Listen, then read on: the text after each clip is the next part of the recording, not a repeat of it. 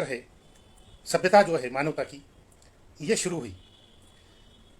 खेती करने से पहले मानव प्राणी जो था वो दूसरे जंगली जानवरों की तरह घुमंतु था। अनाज की खोज में वो इस प्रदेश से उस प्रदेश तक हमेशा घूमता रहता था, क्योंकि एक जगह रुकने पर वहाँ जो उनको पेड़ पौधे पत्तियाँ जो कंद ये जो उनको खाने को मिलते थे वो ज़्यादा दिन तक नहीं मिलते थे। तो फिर अनाज की खोज में यहाँ से वहाँ से वहाँ, इस जंगल से उस जंगल में वो भटकते रहते थे, घुमंतु थे। लेकिन जब से खेती का शोध लगा तो एक जगह रहकर उनको अनाज मिलने लगा खेती की वजह से, और एक जगह जब अनाज मिलने लगा तो वहाँ वो बस्ती करके रहने लगे। तो बस्ती जैसे जैसे बढ़ती जाती है तो उसका रूपांतर गांव में, शहरों में, राज्य में, स्टेट में होता जाता है। तो शुरू में ये जो खेती करने का जो टेक्निक है, जो तंत्र बोलते हैं उसको आप, तंत्र जो शब्द है टेक्निक से निकला है। तो तंत्र जो है ये हम हमारे ऊपर अंग्रेजों का प्रभाव होने की वजह से हम तंत्र शब्द को हमने टेक्निक से जोड़ दिया। टेक्निक मतलब मैजिक, उसको हम बोल सकते हैं कि भाई ये ऐसी कोई टेक्निक है कि जिसकी वजह से हमें कुछ करने से कुछ मिल जाता है। तो ये टेक्निक जो है ये अंग्रेजी शब्द है, लेकिन तंत्र का शब्द जो है तंत्र हमारे भारत के भाषाओं में, तो तंत्र का मतलब होता है खेती करना। खेती करना मतलब तंत्र। तो ये जो तंत्र था, जो खोज निकाला, पुरुषों ने नहीं खोजा, वो औरतों ने खोज निकाला। खेती का तंत्र, खेती करने का तंत्र। क्योंकि औरतें जो है इनके माध्यम से मानव सृष्टि पुनर्जीवित होती है, पुनर्जन्म लेती है औरतों की कोख से। तो औरतों को खेती माना गया कि जिससे हम अनाज उपज सकते हैं वो जमीन है, और जिससे हम मानव उपज सकते हैं वो औरतें। तो ये जो औरतों का संबंध खेती से जुड़ गया, तो ये पुनर्जीवन करने की वजह से, सृष्टि के निर्माण की वजह से जुड़ गया। खेती, मानव पुरुष जो थे वो तो हंटिंग का काम करते थे, जंगलों में जाकर शिकार करते थे और शिकार करके लाते थे और खाते थे। लेकिन खेती की खोज होने की वजह से स्त्रियाँ जो है, औरतें जो है, वो बड़े पैमाने में खेती करने लगी। तो ये मानव प्राणी की जो टोलियाँ थी जो खेती करने वाली थी, ये टोली उस औरत के नाम से जानी जाती थी जिस औरत से ये पैदा होते थे। सभी पुरुष और स्त्री किसी एक औरत से पैदा होते थे। तो उनका जो संगठन था, वो जो टोली थी, वो कुल के नाम से जाने लगी। कुल संस्था। सबसे पहले मानव प्राणी में सभ्यता की शुरुआत जैसे ही खेती से शुरू हुई तो पहले संस्था निर्माण हुई कुल संस्था। क्लैन बोलते हैं अंग्रेजी में उसको, क्लैन बोलते हैं। तो कुल संस्था निर्माण हुई, और ये जो कुल है, जो एक औरत से पैदा हुए थे पुरुष और औरतें, वो किसी एक कुल के नाम से जाने लगी। तो जैसे मैं अभी एक उदाहरण देता हूँ, क्योंकि उदाहरण दिए बिना हमको समझ में नहीं आएगा। मैं उदाहरण देता हूँ, मैं मेरे खुद का उदाहरण देता हूँ। मेरा सरनेम देवरे है, जिसको कुल बोलते हैं हम। क्योंकि कोई भी आदमी, अगर अनजाना आदमी हमारे सामने जब आ जाता है तो सबसे पहले हम उसको आप सवाल पूछते हैं कि आप कौन है, आपका नाम क्या है। तो सामने वाला आदमी झट से बोलता है, मैं देवरे हूँ, मैं पवार हूँ, मैं खोबरागड़े हूँ, मैं सपकाड़े हूँ, मैं खैरनार हूँ, मैं शाक्य हूँ, मैं कुशवा हूँ। तो झट से अपना सरनेम वो बता देता है। और फिर बाद में अगर ज़्यादा पूछा तो फिर खुद का नाम भी बोल देता है। अगर मुझे कोई पूछता है कि आप कौन है, आपका नाम क्या है, तो मैं बोलता हूँ मैं देवरे हूँ। और फिर बाद में मेरा नाम जो फर्स्ट नेम है वो श्रावण, वो भी बता देता हूँ। और अगर किसी ने पूरा नाम पूछा तो फिर पिताजी का नाम भी उसको जोड़ देता हूँ। तो माताजी का नाम क्यों नहीं जोड़ता हूँ? क्योंकि हम अभी पुरुष सत्ताक व्यवस्था में रहते हैं, इसलिए किसी भी व्यक्ति के नाम के आगे पुरुष का नाम मतलब पिताजी का नाम आ गया। तो उस वक्त जब कुल संस्था थी, उस वक्त कोई पिता नाम का कोई रिलेशन नहीं था, कोई पिता नहीं था। ओपनली सब एक दूसरे से सहयोग करते थे और बच्चा पैदा होता था। तो किसी एक आदमी से कोई एक बच्चा पैदा हुआ, ऐसी स्थिति कुल संस्था में नहीं थी, क्योंकि उस वक्त कुल माता थी, कुल पिता नहीं था। कुल पिता कभी भी नहीं आया, कुल माता थी। तो पहला रिलेशन बन गया कुल संस्था में कुल माता का। तो ये पहला रिलेशन था कुल संस्था का। कुल माता और कुल माता की ये जो प्रजा है, ये सब कुल संस्था में आते थे और अपने अपने एरिया में वो जमीन खेती करके अपना निवारा करते थे। तो ये जो कुल संस्था थी उसमें पहला रिलेशन माता जी का आया, फिर बाद में माता और बेटा और माता और बेटी, ये दो रिलेशन बाद में आए। ये दो रिलेशन बाद में आए, माता और पुत्र, माता और पुत्री। तो ये जो पुत्र और पुत्री थी, इनका तीसरा रिलेशन तैयार हो गया, चौथा रिलेशन समझो। तो ये दोनों भाई बहनों के नाम से रिश्ते से जाने जाने लगे, भाई और बहन। तो देखो, भाई बहन और माता, एक ट्रायंगल रिलेशन का निर्माण हो गया। पिता कहीं भी नहीं है, पिता कहीं भी नहीं है। कुल संस्था जैसे ही विकसित होने लगी खेती के साथ साथ, तो ये खेती करने का जो काम था, ये जो औरतें खेती करती थी कुल माता के नाम से, ये अपने हाथों से खेती करती थी। मतलब उस वक्त कोई एक लकड़ी लेकर उसको टोकदार बनाते थे, यहाँ पे एक साइड में टोकदार बनाते थे, और ये जो स्फेयर नाम की जो ये लकड़ी थी, छोटी लकड़ी, ये जमीन में घुसाकर वहाँ एक होल तैयार किया जाता था, और उस होल में, जमीन में, उस होल में बीज बोया जाता था, और ऊपर से मिट्टी डाल देते थे हाथ से, तो हो गया खेती बोना। तो ऐसे हाथों से एक औरत ज़्यादा से ज़्यादा 1 एकड़, 2 एकड़, 5 एकड़ तक जमीन कर सकती थी, क्योंकि वो हाथों से जमीन करने का वो जमाना था। उस वक्त कोई ये हल वगैरह कुछ निकला नहीं था। ये बहुत सालों तक हाथों से खेती करने के बाद एक कुल संस्था धीरे धीरे विकसित होने लगी। तो कुल संस्था का पहला कानून बना। जैसे जैसे कुल संस्था विकसित हुई और कुल माता जो है अपने कुल प्रजा की देख रेख करते करते उसके ध्यान में जो कुछ भी आया, तो उसकी वजह से उन्होंने कुछ कानून बनाए कुल संस्था के सुव्यवस्था के लिए। कायदा और सुव्यवस्था बोलते हैं उसको। तो पहला कानून बना कुल संस्था में कि कुल के अंदर शादी नहीं होगी। शादी जो है या शरीर संबंध जो है, ये कुल संस्था के अंदर नहीं होगी। शादी बहुत बाद में आई, लेकिन शरीर संबंध एक दूसरे से, एक औरत एक और पुरुष, एक औरत और एक पुरुष जब करता है, तो ये कुल संस्था के अंदर नहीं होगा, क्योंकि ये जो कुल प्रजा है एक ही कुल माता से पैदा हुई है। तो इसका मतलब इस कुल प्रजा में हर औरत दूसरे हर पुरुष की बहन है, और हर पुरुष दूसरी हर औरत का भाई है। तो भाई और बहन में, भाई और माता में शरीर संबंध नहीं होने चाहिए। यह पहला कानून हमारी कुल माता ने बनाया। देखो, आज भी अगर कोई बहुजन आदमी शादी जोड़ने के लिए जाता है, देखने के लिए जाता है, लड़की को देखने के लिए जाता है शादी के लिए, तो लड़के वाले पहला सवाल पूछते हैं लड़की वाले से कि भाई लड़की का मामा का सरनेम क्या है। मराठी में उसको बोलते हैं मामाचं कुळ काय। तो मामा का कुल क्या है, मामा का सरनेम क्या है। अगर मामा का सरनेम और शादी करने वाले बेटे का सरनेम अगर एक ही है, तो वो दोनों भाई बहनें हैं, उनकी शादी नहीं हो सकती, क्योंकि दोनों का सरनेम एक ही है। दोनों का मतलब बच्ची के मामा का सरनेम, मतलब बच्ची के माता जी का शादी से पहले जो सरनेम है, वो सरनेम अगर बेटे के सरनेम से मिलता है, तो इसका मतलब ये हुआ कि बच्ची की माता और बच्ची और वो बेटा शादी करने वाला ये एक ही सरनेम के हैं, और दोनों भाई बहनें हैं। तो उनकी शादी आज भी नहीं होती है। आज भी हम शादी जब जोड़ने के लिए जाते हैं तो कुल पूछते हैं, सरनेम पूछते हैं, माता का कुल पूछते हैं। तो ये कानून आज तक चलते आ रहा है।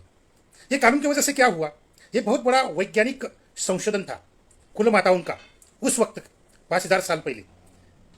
क्या संशोधन था कि अगर एक ही कुल में शादी होती है, तो वो जो ब्लड ग्रुप है, तो एक ही ब्लड ग्रुप में शादी होती है, और अगर एक ही ब्लड ग्रुप में शादी होती है, तो जो निर्माण होने वाली संतति है, ये लूड़ी दिव्यांग जैसी, अपंग जैसी निर्माण होती है, और बुद्धि से भी कम पैदा होती है। तो ये पहला संशोधन कुल माताओं ने किया। जब उनको दिखा होगा कि एक ही कुल में शादी होने से बच्चे लूले पैदा होते हैं, दिव्यांग पैदा होते हैं, और कम बुद्धि वाले पैदा होते हैं, ये अगर उन्होंने उस वक्त ये किया होगा, वॉच किया होगा, और उन्होंने सोचा होगा कि शायद ये एक ही कुल में शादी होने की वजह से या शरीर संबंध रखने की वजह से ये संतति जो है ये दिव्यांग पैदा होती है, ये जब उन्होंने निष्कर्ष निकाला तो पहला कानून बना दिया कि कुल में शादी या शरीर संबंध नहीं होगी। मैं शरीर संबंध क्यों बोलता हूं कि उस वक्त ऐसी शादी वगैरह ये नहीं थी। तो ऐसे कुल नदी किनारे या दो नदियों के बीच में ऐसे बहुत सारे कुल खेती करने वाले बसे, और कुछ सालों के बाद अनेक कुल मिलकर एक गणराज्य निर्माण हुआ। गणराज्य निर्माण हुआ तो ये गणराज्य जो था अनेक कुलों का मिलकर बनता था। जैसे कि मैं उदाहरण के तौर पर हमेशा कहता हूं कि ये जो महाराष्ट्र है ये मराठा गणराज्य है। मराठा गणराज्य मतलब 96 कुलों का मिलकर एक गणराज्य बना। 96 कुल कौन कौन से हैं? सोनोने, पवार, भामरे, देवरे, खोबरागड़े, सपकाड़े, सोनोने, ऐसे 96 कुल है महाराष्ट्र में। अभी भी हम बोलते हैं ना 96 कुली मराठा, तो 96 कुली मराठा का मतलब मराठा कास्ट नहीं, उस वक्त 96 कुलों का मिलकर ये मराठा गणराज्य बना था, जिसकी गणरानी थी भवानी माता। जिस भवानी माता को आदर्श मानकर छत्रपति शिवराय ने अपना स्वराज्य स्थापित किया था, अपना राज्य स्थापित किया था। तो ये भवानी माता जो थी वो गण माता थी। आज भी हम बोलते हैं भटक भवानी। कोई अगर लड़की मोहल्ले से गुजरती है अकेली, तब गली में से जो बुढ़े लोग जाते हैं, बुजुर्ग लोग जाते हैं, वो ऐसे ही पूछ लेते हैं वो लड़की को, अकेली जाने वाली लड़की को, अरे ये भटक भवानी कहाँ घूम रही है, ये भटक भवानी कुठे फिरते है। ये आज भी गांव में देहातों में जब जाओगे तो ये आपको देखने को मिलेगा, सुनने को भी मिलेगा। तो भटक भवानी का मतलब है ये जो भवानी माता थी ये पूरे अपने मराठा गणराज्य में हमेशा अपने प्रजा के हित के लिए, उनकी देखभाल करने के लिए घूमती रहती थी, भटकती थी। इसलिए बाहर से जो आर्य लोग आए, ब्राह्मण आर्य भट्ट लोगों ने उनको ये बदनाम करने के लिए भटक भवानी नाम, ये कुचेष्टा से बोलने के लिए ये फ्रेज बना दिया भटक भवानी। वैसे ये भटक भवानी का मतलब अच्छा ही है, क्योंकि भवानी हमारी हमेशा भटकती थी और अपनी प्रजा की देखभाल करती थी। लेकिन आर्यों ने उसको बाद में ये भटक भवानी शब्द को बदनाम कर दिया, और अकेली कोई औरत भटक दिखती है तो उसको भटक भवानी के नाम से उसको एक गाली के तहत उसको भटक भवानी बोल देते हैं। तो बाद में ये भटक भवानी शब्द जो है एक गाली बन गया आर्यों की वजह से। तो ये मराठा गणराज्य जैसे महाराष्ट्र में था, वैसे आप गुजरात में जाओगे तो गुजरात में आपको 12 सरनेम दिखेंगे। केरल में जाओ वहाँ 96 सरनेम दिखेंगे। आप आसाम में जाओ वहाँ भी 11 सरनेम दिखेंगे। बिल्कुल आप कश्मीर से लेकर कन्याकुमारी तक हर स्टेट में, कोई भी स्टेट में अगर आप जाएंगे तो आपको ये सरनेम दिखेंगे, अलग अलग सरनेम। और बहुजनों में ये सरनेम है, बहुजन समाज में ये सरनेम है। देखो क्योंकि हम जो मूल निवासी लोग हैं, ये मूल निवासी का जो भारत है ये कुल संस्था से और गण राज्यों से हमारा कल्चर बना है। जैसे कि सिंधु संस्कृति है, और सिंधु संस्कृति की जो पहली गणरानी जो ज्ञात है हमको वो निवृत्ति थी। तो निवृत्ति ने ये पहली कुलरानी, पहली गणरानी जिन्होंने ये खेती का खोज किया, और खेती का खोज करने से सिंधु संस्कृति आगे बढ़ी। जैसे कि हमने बताया कि देवरे, खैरे, पवार, सिंधु वगैरह वगैरह, वैसे उधर सिंधु संस्कृति में अनेक कुल मिलकर एक सिंधु गणराज्य बन गया। और सिंधु गणराज्य बनने के बाद फिर वो नृत्य के नाम से जाने जाना लगा। तो ये कुल संस्था और गणराज्य ये कुल से बने हुए ये बहुजनों के है। क्योंकि आज भी अगर आप देखेंगे तो ये जो कुल नेम है, सरनेम जो है, ये सब सरनेम बहुजन जातियों में है। देखो जाति तो बहुत बाद में आई, पहले हम कुल के नाम से जाने जाते थे। आप कौन है? देवरे। आप कौन है? खैरनार है। आप कौन है? खोबरागड़े है। आप कौन है? सपकाड़े है। तो बस इसी कुल नाम से जाने जाते थे। जब मराठा गणराज्य बन गया तो लोग मराठा नाम से जाने लगे, कुल और मराठा गणराज्य के नाम से। देखो ये जो सरनेम है, देखो मेरा सरनेम देवरे है, तो देवरे सरनेम जो है ये कुणबी लोगों में है, देवरे सरनेम माली लोगों में है, देवरे सरनेम नाई, धोबी, परीट, चर्मकार, महार मतलब आज के बौद्ध लोग, ये सभी जो बहुजन लोग हैं, ये सभी जो जातियां हैं, इस सभी जातियों में देवरे सरनेम है, सभी जातियों में खैरनार सरनेम है, सभी जातियों में पवार, खोबरागड़े, सपकाड़े ये सरनेम है। लेकिन ये सरनेम ब्राह्मणों में नहीं है, क्योंकि आर्य जो आए भारत में आक्रमण करके, तो आर्य एक पशुपालक थे और वो पितृसत्ताक थे। हम मातृसत्ताक है आज भी हम मातृवंशक है, मातृसत्ताक है। आज भी हम कुल माता को मानते हैं, आज भी हम कुल देवियों को यात्रा जत्रा में जाते हैं और उनकी पूजा करते हैं। तो आज भी हम मातृसत्ताक है। आज भी अगर शादी जोड़ने के लिए जाते हैं तो सरनेम पूछते हैं, कुल माता का नाम सरनेम पूछते हैं। तो ये आज भी हम मातृवंशक है। देखो, लेकिन बाहर से जो आर्य लोग आए, ये पितृसत्ताक थे, पशुपालक थे। दुनिया में जितने भी पशुपालक गण है, ये सब पितृसत्ताक है। वो माता को नहीं मानते, वो पिता को मानते हैं। और पिता से आता है गोत्र, माता से आता है कुल माता, और पिता से पितृवंशक समाज में पिता से आता है गोत्र। तो ब्राह्मण आदमी, आर्य ब्राह्मण आदमी जब शादी करने के लिए, बच्ची देखने के लिए जाते हैं, तो वो बच्ची के पिता को पूछते हैं कि बच्ची के पिता का गोत्र क्या है। माता का कुल नहीं पूछते, माता का सरनेम नहीं पूछते, बच्ची के पिता का गोत्र पूछते हैं। तो अगर एक गोत्र है तो सगोत्र में उनका विवाह नहीं हो सकता। गोत्र में देखो आप, राजपूत लोगों की जो ये करीना से कौन सी सेना है उनकी, करनी सेना, और उनके जो पंचायत रहते हैं, जाट पंचायत वगैरह, राजपूतों के वगैरह, तो गोत्र में शादी नहीं करने देते। आज भी अगर किसी ने गोत्र में शादी की तो उनको वो बहिष्कार करते हैं, उनको मार डालते हैं। बोलते हैं ना क्या, ऑनरर किलिंग। वो ऑनरर किलिंग नहीं होता, वो बहुत आदरणीय नहीं होता है, वो बदनाम किलिंग होती है। तो ये गोत्र, ये जो राजपूत वगैरह जो समाज आए हैं, ये बाहर से आने की वजह से वो पितृसत्ताक है। शक, खून, कुषाण जो टोलियाँ भारत में आई, तो ब्राह्मणों ने उनको सम्मिलन कर लिया अपने में, और उनको क्षत्रिय वर्ण देकर उनको अपने साथ जोड़ लिया, और उनको अपना गोत्र भी दे दिया। वो हमें बहुजनों को भी गोत्र देने की कोशिश करते हैं। जब कोई कुंडली दिखाने के लिए ब्राह्मण के पास जाता है, तो वो कुंडली में ब्राह्मण आदमी अपना गोत्र जोड़ देता है, लेकिन हमारा कोई गोत्र नहीं होता। हम जब वो कुंडली में देखकर बोलते हैं कि अरे भारद्वाज गोत्र, तो ये कोई हमारा बहुजन का गोत्र नहीं होता, क्योंकि हम गोत्र वाले है ही नहीं, हम कुल वाले हैं। लेकिन ब्राह्मण अब हमारे ऊपर ये गोत्र पुरुष सत्ताक हमारे ऊपर लादने की कोशिश करते हैं। लेकिन फिर भी बहुजन आदमी बहुत आज भी अपने कल्चर को भुला नहीं है, और ये कल्चर है मातृसत्ताक कल्चर है। और ये सब जो कुल से गणराज्य बने, ये सब गणराज्य जो है ये माता के नाम से जाने जाते हैं, औरतों के नाम से जाने जाते हैं। कोई गणराज्य आदमी के नाम से, पुरुष के नाम से नहीं जाना जाता।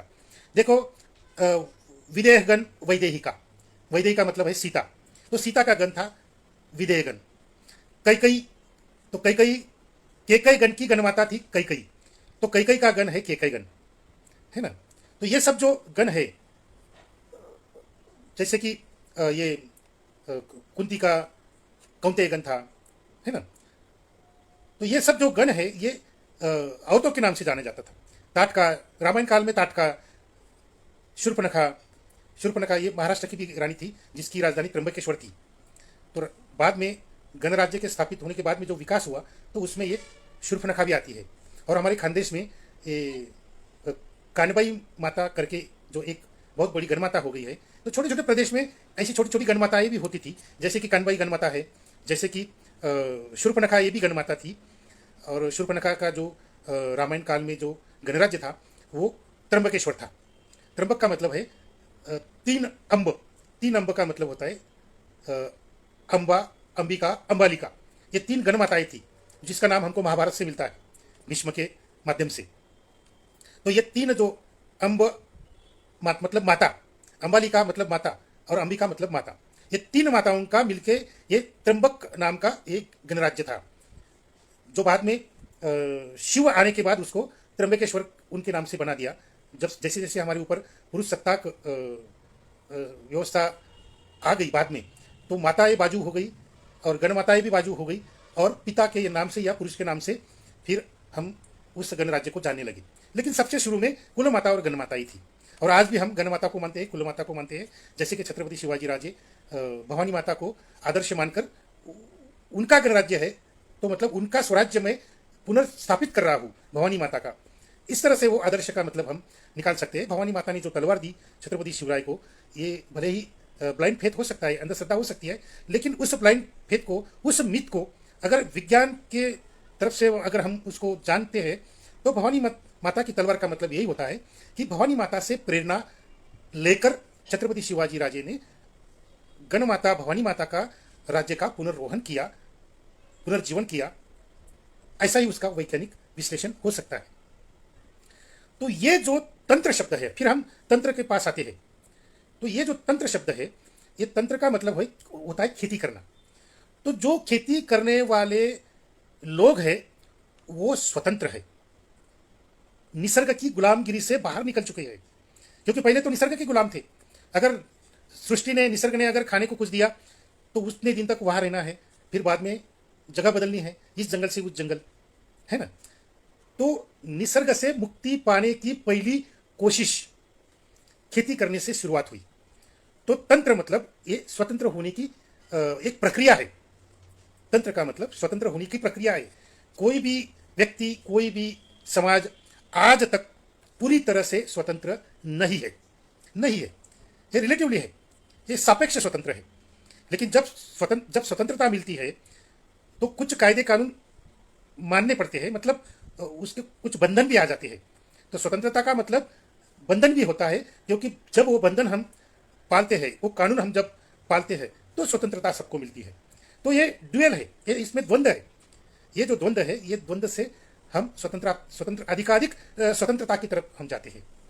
तो तंत्र का मतलब होता है खेती करना, और खेती करने का मतलब है स्वतंत्र होने की प्रोसेस, इसको हम कह सकते हैं।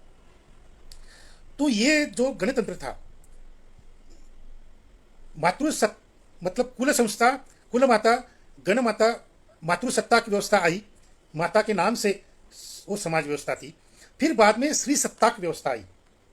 उसके बाद में जैसे जैसे खेती का उपज बढ़ने लगा, देखो, तो व्यवस्था में भी परिवर्तन होने लगा। तो बाद में स्त्री सत्ताक व्यवस्था आई। तो स्त्री सत्ताक व्यवस्था, गायनोक्रेसी, तो स्त्री सत्ताक व्यवस्था में ये जो तंत्र था, जिसको हम बात अभी डेमोक्रेसी के नाम से जानते हैं, लोकशाही के नाम से जानते हैं, तो ये तंत्र जो है, ये लोकशाही के, डेमोक्रेटिक के माध्यम से ये और भी विकसित हो गया। कब? गायनोक्रेसी के काल में, स्त्री सत्ताक व्यवस्था के काल में।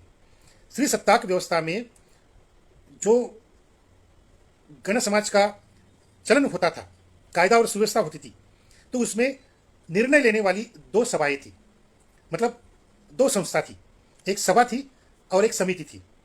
तो वो गणराज्य में सभा जो बनती थी वो सिर्फ औरतों की बनती थी। सभा जो बनती थी वो औरतों की बनती थी, और समिति जो बनती थी वो औरत और पुरुष, जो गणरुद्ध थे, औरतें और पुरुष गणरुद्ध, उनकी समिति बनती थी। और दोनों मिलके ये शासन प्रशासन गणराज्य का चलाते थे।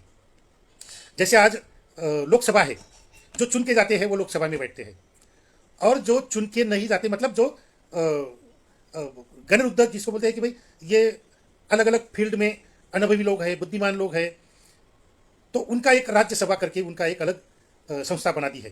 तो लोकसभा और राज्यसभा दोनों मिलके कानून बनाते हैं, और फिर वो कानून लागू होता है, और हमारा देश उस कानून के तहत चलता है।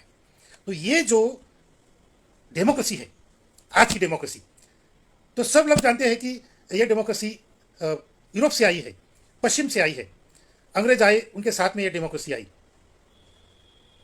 तो ये जो बताया जाता है ये गलत बताया जाता है। स्वातंत्र्य, समता, मित्रता, ये जो देन है ये हमारे कुल माताओं की देन है, गण माताओं की देन है, और हमारे गणराज्य की देन है, जिसको गणतंत्र बोला जाता है। तो वो गणतंत्र से आज का हमारा प्रजातंत्र बना है, गण समाज से लेकर गणतंत्र तक। ये हमें जानना चाहिए। ये हम क्यों भूल गए कि भाई हमारा ही इतिहास, हमारा ही कल्चर, इतनी बड़ी डेमोक्रेसी 5000 साल पहले, जबकि दूसरे देश के लोग उस वक्त जंगली जानवर के तहत घूमते थे, रानटी जानवर बनकर घूमते थे, उस वक्त 5000-6000 साल पहले हमारे लोग गणतंत्र का, प्रजातंत्र का अनुभव लेते थे। गणतंत्र को, प्रजातंत्र को स्थापित उन्होंने किया था। ये हम क्यों भूल गए? ये इसलिए हम भूल गए क्योंकि जब आर्यों का आक्रमण हुआ हमारे देश पर, और उनका जैसे जैसे वर्चस्व स्थापित होते गया, तो उन्होंने हमारे ऊपर पितृसत्ताकता हमारे ऊपर लादने की कोशिश की। वैसे पितृसत्ताकता आर्य आने से पहले ही हमारे गणराज्य में शुरू हो गई थी, लेकिन आर्यों की पितृसत्ताकता जो है ये क्रूर है, ये शोषण करने वाली है। उतनी हमारी पितृसत्ताकता शोषण करने वाली नहीं थी। हमारी पितृसत्ताकता जो आई ये गण समाज के विकास होने के साथ साथ आई, किसी ने ऊपर से उसको हमारे ऊपर थोपा नहीं है। ये गण समाज का विकास होते होते पितृसत्ताकता आगे आई है। लेकिन हमारी समतावादी पितृसत्ताकता और आर्यों की आक्रामक पितृसत्ताकता, इनका जब मिलन हुआ तो उसमें से चातुर्वर्ण प्रथा, गुलामगिरी की प्रथा स्थापित हो गई। चातुर्वर्ण जो पैदा हुए वो आर्यों की पितृसत्ताकता और हमारी बहुजनों की पितृसत्ताकता, इनके मिलन से चातुर्वर्ण की स्थापना हुई है। पहले हमारे त्रैवर्ण थे। देखो, जब कुल समाज था, कुल समाज था, कुल माता जब थी और गण माता जब थी, मातृसत्ताक व्यवस्था जब थी, तब दो वर्ण थे, एक क्षत्र वर्ण और एक ब्राह्मण वर्ण। क्षत्र वर्ण औरतों का था। क्षत्र का मतलब जो खेती करते हैं वो क्षत्र, तो खेती उस वक्त तो औरतें करती थी, इसलिए औरतें क्षत्र वर्ण की बन गई। और पुरुष कुछ भी काम नहीं करता था, उसको आकाश की उपमा दी गई, ब्राह्मण, ब्राह्मण का उसको वर्ण दे दिया गया। तो ब्राह्मण और क्षत्र ये दो ही वर्ण थे। देखो, और जब खेती का विकास हुआ तो खेती का विकास कैसे हुआ, एक थोड़े से शब्दों में मैं बता देता हूं। बहुजनों में पुरुष सत्ताकता कैसे आई, ये कुल समाज गण समाज के विकास कैसे हुआ, और ये विकास के साथ साथ में पुरुष सत्ताकता हमारे बहुजनों में कैसे आई। आर्य आने से पहले पितृसत्ताकता हमारे में कैसे आई, ये मैं थोड़े शब्दों में आपको बताना चाहता हूँ। तो ये हाथों से खेती करने वाला जो औरतों का गण समाज था, माताओं का जो गण समाज था, गण माता, कुल माताओं का, तो उसमें पुरुष जो था वो कुछ भी काम नहीं करता था। वो बस पहले की तरह वो जंगल में जाता था, शिकार करके लाता था। शिकार अगर मिल गई तो ठीक है, नहीं तो अनाज तो खाकर जीवन बसर कर लेते थे। तो शिकार की कोई जरूरत थी नहीं, लेकिन फिर भी कुछ काम नहीं है तो पुरुष, क्योंकि देखो खेती करने का अधिकार सिर्फ और सिर्फ औरतों को था उस वक्त। ये भी एक कानून बन गया था कि खेती सिर्फ करते हैं तो औरतें ही करती है, क्योंकि औरतों के हाथों में ही पुनर्निर्माण का तंत्र है। जैसे वो बच्चे को जन्म देकर मानव सृष्टि का पुनर्जन्म करती है, वैसे ही ये औरत खेती में हाथ डाल के अनाज का पुनर्जीवन करती है, अनाज पैदा करती है। जैसे बच्चा पैदा करती है वैसे अनाज भी पैदा करती है। तो ये औरतों का काम है, ये पुरुषों का काम नहीं है। अगर गलती से कोई पुरुष खेती में चला जाता है, अगर गलती से कोई पुरुष खेती के एरिया में अगर चला जाता है, तो ये खेती करने वाली औरतें उसको वही मार देते थे, उसका खून कर देते थे, क्योंकि यह आपका कोई काम नहीं है। आपकी वजह से खेती बिगड़ जाएगी, क्योंकि आप पैदा करने जानता ही नहीं, आप जानते ही नहीं है। जो भी पैदा होता है वो हमारी वजह से पैदा होता है। ये सोच लेकर गण माताएं और कुल माताएं खेती करती थी। पुरुष की वजह से कोई पैदाइश नहीं होता है, कोई पैदाइशी नहीं होती है। बच्चा भी उसकी वजह से पैदा नहीं होता है, वो औरत की वजह से पैदा होता है। तो उसी तरह खेती, औरतों की वजह से खेती में अनाज पैदा होता है।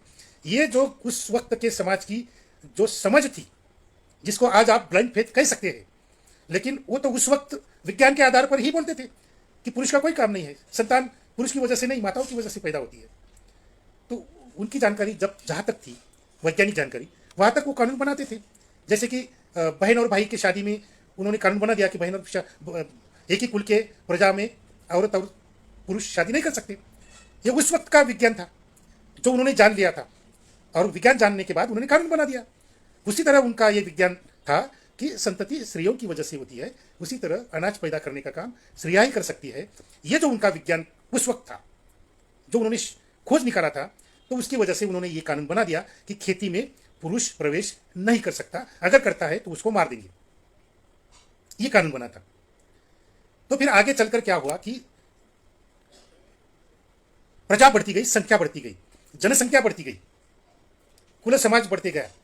देखो, कुल का भी बंटवारा होता है, कुल के जमीन का भी बंटवारा होता है। गण समाज में खेती का भी बंटवारा होता है, क्योंकि जैसे जैसे संख्या बढ़ती है तो बंटवारा करना ही पड़ता है। तो कुल का भी बंटवारा होता था। तो एक अगर देवरे कुल है तो पांचवें पीढ़ी में या कई सातवीं पीढ़ी में, कई 13वीं पीढ़ी में कुल का बंटवारा होता था, मतलब कुल चेंज होता था। क्योंकि संख्या बढ़ने की वजह से क्या हुआ कि एक ही बहुत बड़ा अगर कुल हो गया, संख्या अगर बढ़ गई, तो रोज 1 दिन के बाद, 2 दिन के बाद, 4 दिन के बाद कोई ना कोई बुड्ढा मरता था। बुड्ढा अगर मर गया तो 5 दिन, 7 दिन, 13 दिन, कहीं कहीं 11 दिन ये सूतक लोग पालते थे। मतलब सब काम बंद। और वो जब तक वो मरे हुए आदमी को मोक्ष नहीं मिलता, उसको मुक्ति नहीं मिलती, उस वक्त तक वो काम बंद कर देते थे। तो ये हर हफ्ते होने लगा, बाद में हर रोज होने लगा, तो काम कैसे बंद करें? तो इसलिए उन्होंने 5वीं पीढ़ी में या 7वीं पीढ़ी में कुल का बंटवारा करने का एक कानून बना दिया। तो खेती का भी बंटवारा उस समय कुल माता और गण माता करती थी। और एक बंटवारा करने के लिए, खेती का बंटवारा कैसे होता है? जमीन किसी के प्राइवेट मालकी की नहीं थी, जमीन किसी की प्राइवेट प्रॉपर्टी नहीं थी। जो भी जमीन वो जोतते थे, वो पूरी जमीन कुल की थी और गण की थी। तो गण की प्रॉपर्टी थी, कुल की प्रॉपर्टी थी, और हर साल उसको बंटवारा करना पड़ता था खेती जोतने के लिए। तो ये जो बंटवारा था, ये बंटवारा करने के लिए उन्होंने एक चौपट बनाया था, जिसको आज हम जुगाड़ खेलने के लिए यूज करते हैं। आज हम उसको जुगाड़ खेलने के लिए यूज करते हैं। वो जो चौपट था, वो गणराज्य में जितनी कुल संस्थाएं हैं, उतने उसके घर रहते थे चौपट पर। और वो चौपट रखकर वो बहुत बड़ा समारंभ होता था, जैसे कि नवरात्र, जैसे कि साल में एक बार यात्रा आती है, जत्रा आती है, या अप्रैल में या मई महीने में हर कुल माता की जत्रा आती है।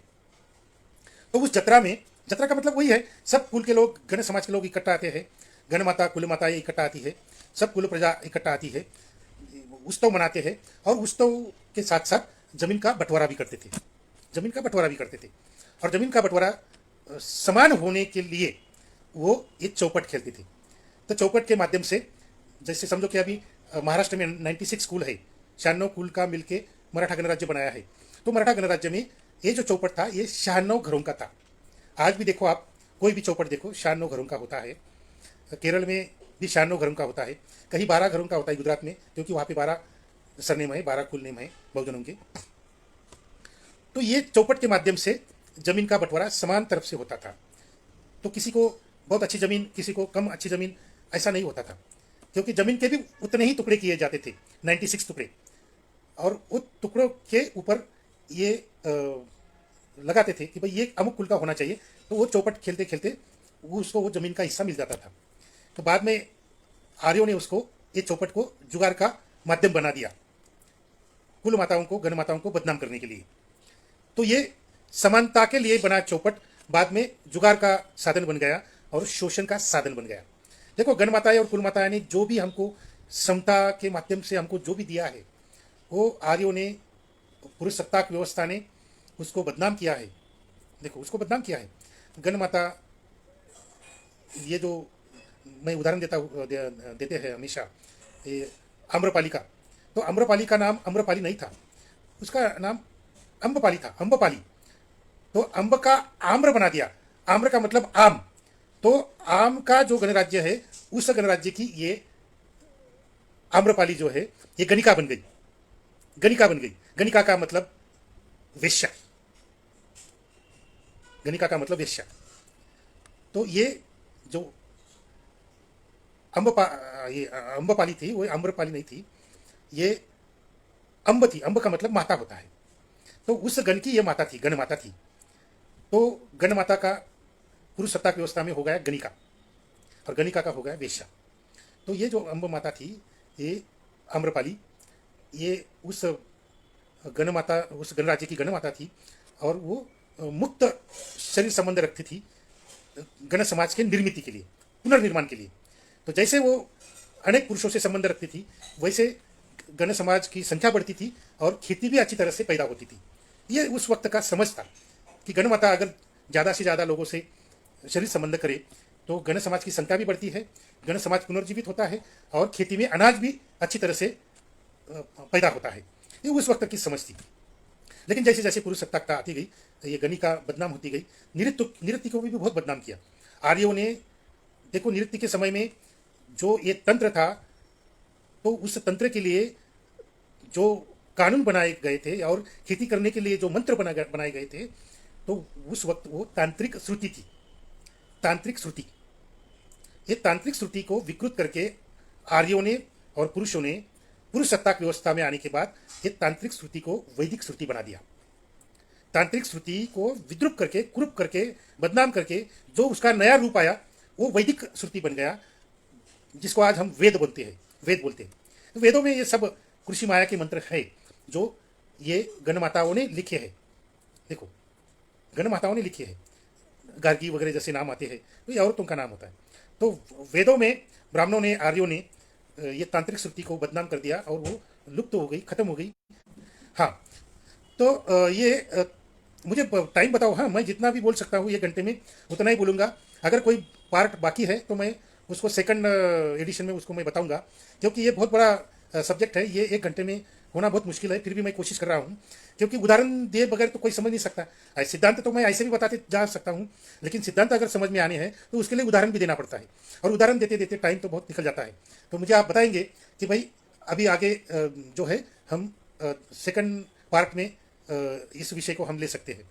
तो अभी मैं जो बता रहा था कि मातृसत्ताक से हम पुरुष सत्ताक कैसे बने, आर्य आने से पहले, बिल्कुल कम शब्दों में बताने की कोशिश कर रहा हूं। तो ये जो पुरुष थे ये कुछ काम के नहीं थे, ना संतान के लिए और ना खेती के लिए।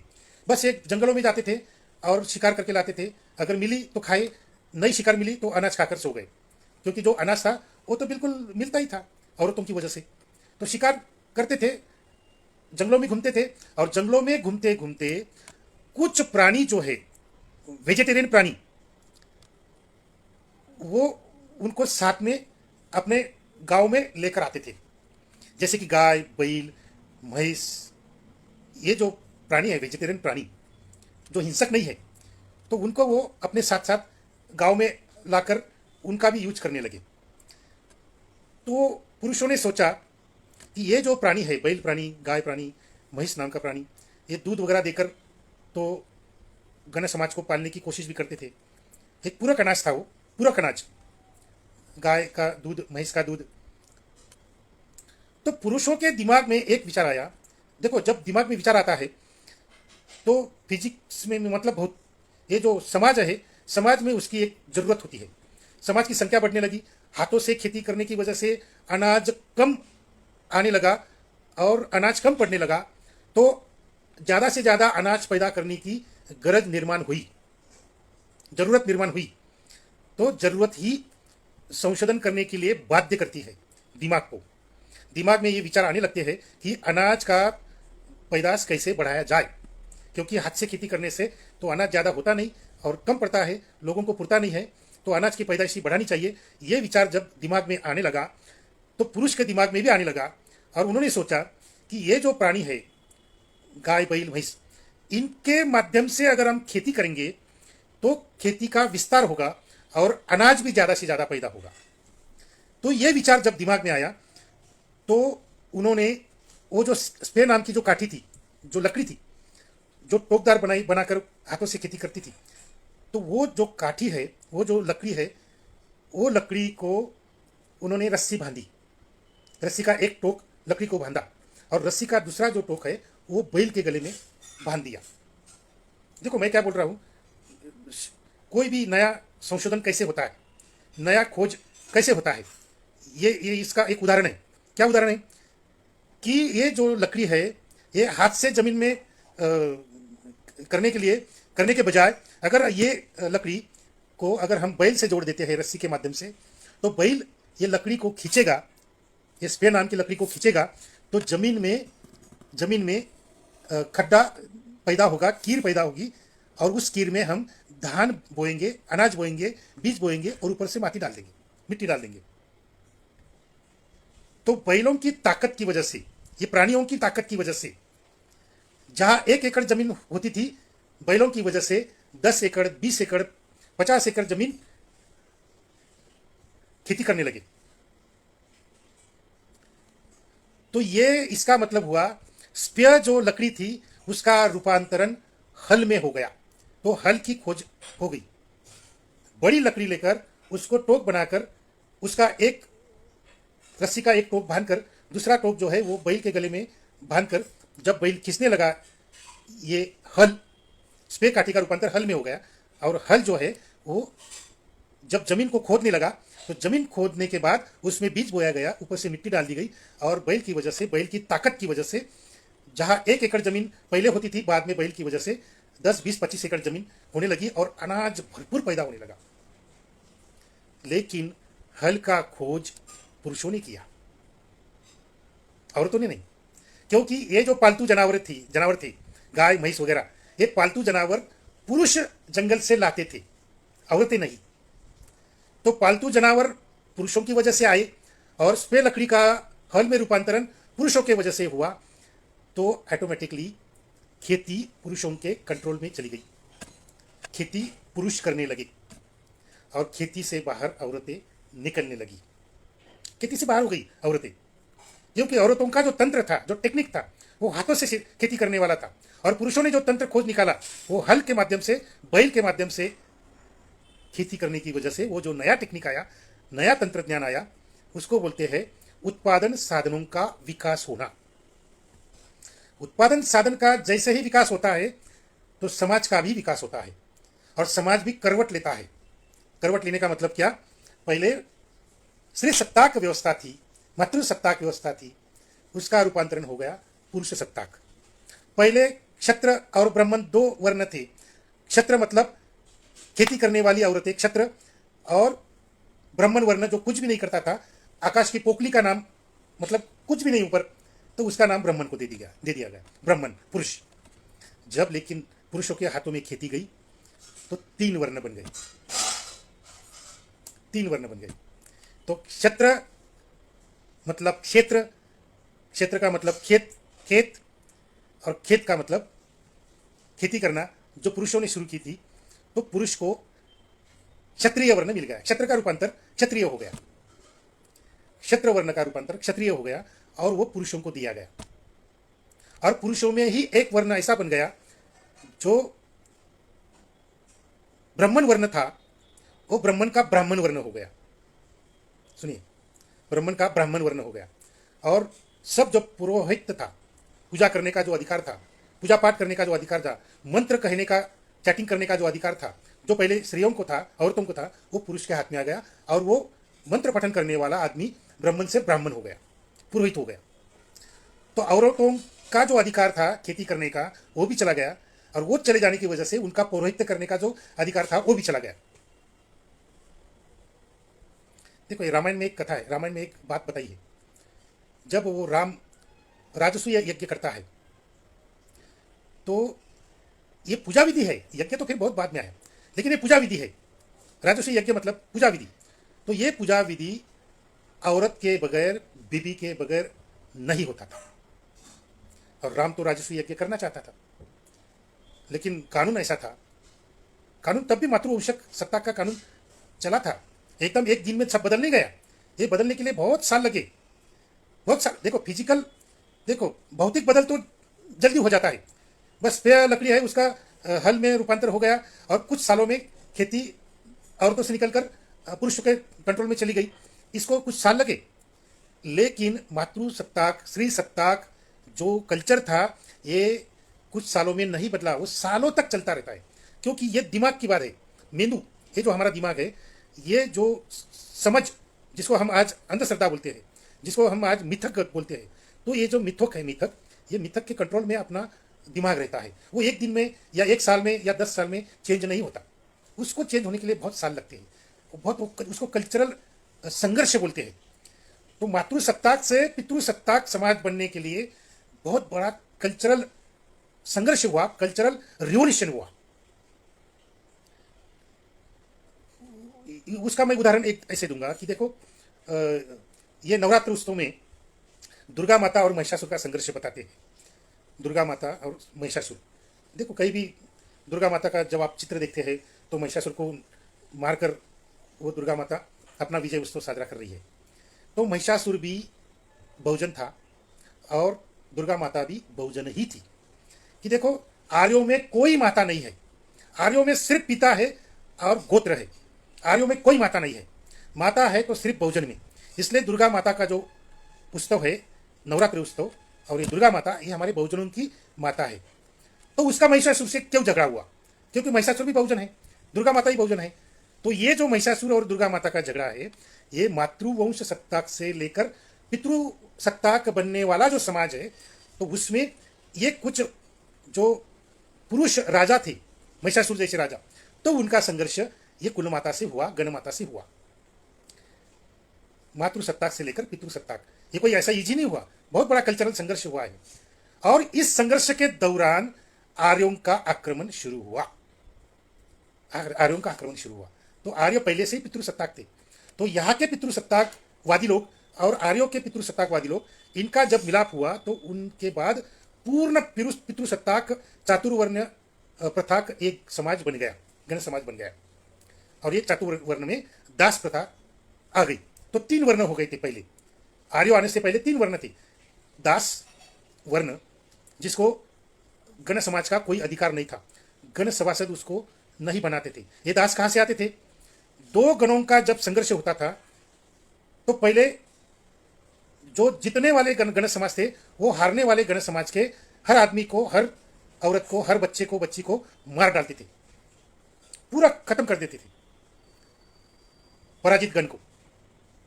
लेकिन जैसे ही खेती बैलों के साथ करने का खोज पुरुषों ने निकाला, तो ये जो पराजित गण थे, 2 गणों के संघर्ष में जो गण पराजित हो जाता था, वो पराजित गण को वो जान से नहीं मारते थे, उनको गुलाम बनाते थे, दास बनाते थे और उनको खेती के काम के लिए लगा देते थे।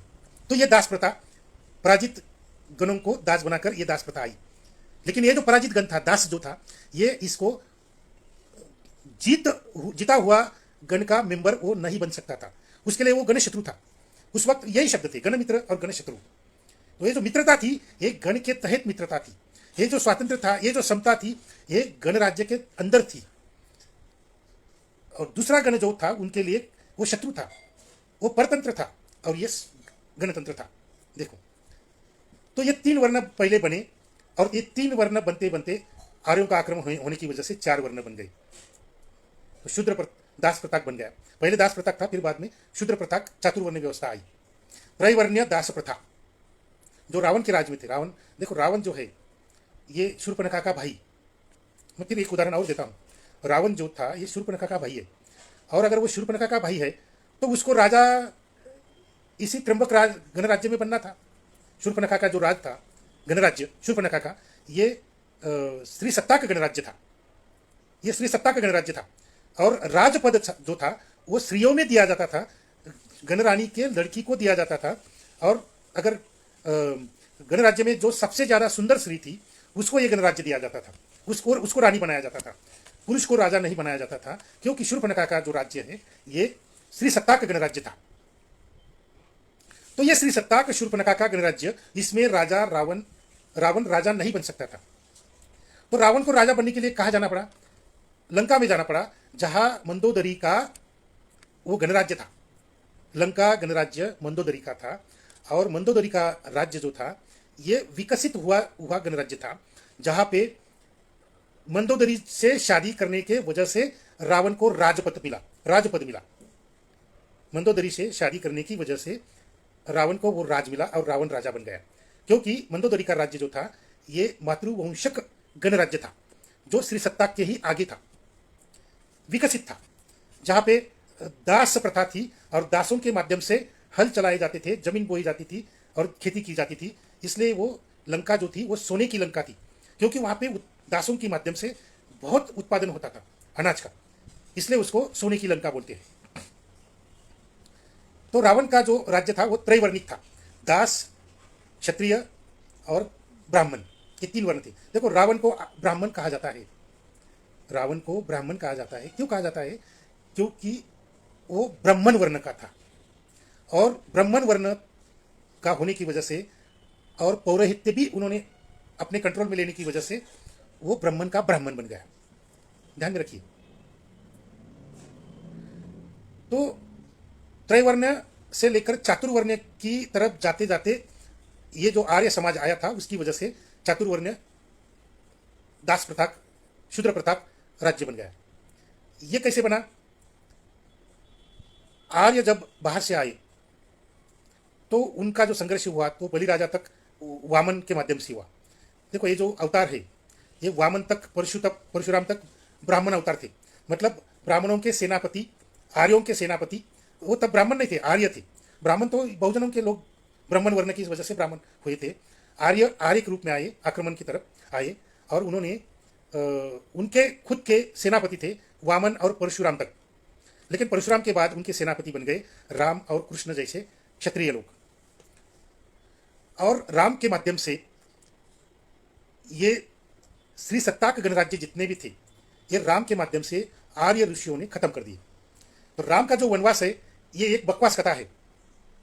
राम का वनवास ये बकवास कथा है। राम कोई वनवास के लिए नहीं निकला था। राम निकला था आर्य ब्राह्मण ऋषि के कहने से सब श्री सत्ताक और मातृ सत्ताक गणराज्य थी वो सबको खत्म करने के लिए निकला था। तो राम के माध्यम से बचपन में ही ताटका वध कर दिया, मतलब ताटका का गणराज्य खत्म कर दिया और वहां पे पुरुषों का राज्य स्थापित कर दिया। तो ये जो परिवर्तन हो रहा था उसमें बहुत सारे युद्ध भी हुए, संघर्ष भी हुए, जैसे कि मैंने बताया महिषासुर और दुर्गा माता का, जैसे राम और ताटका का, जैसे राम और शूर्पणखा का, ये युद्ध हुए, बहुत बड़े बड़े युद्ध हुए। और राम और रावण का जो भी युद्ध था तो वो युद्ध भी इसी कारण था। कौन से कारण? कि मंदोदरी का जो मातृवंशक गणराज्य है वो खत्म करके वहां पे पूर्ण चातुर्वर्ण प्रथाक पुरुष सत्ताक गणराज्य स्थापित करने के लिए ये राम रावण युद्ध हुआ। ध्यान में रखिए, राम का जो राज्य था अयोध्या ये कौशलगण था। कौशलगण मतलब कौशल्या का कौशलगण। तो वहां की रानी कौशल्या थी। तो कौशल्या के साथ दशरथ ने शादी की, इसलिए दशरथ राजा बन गया।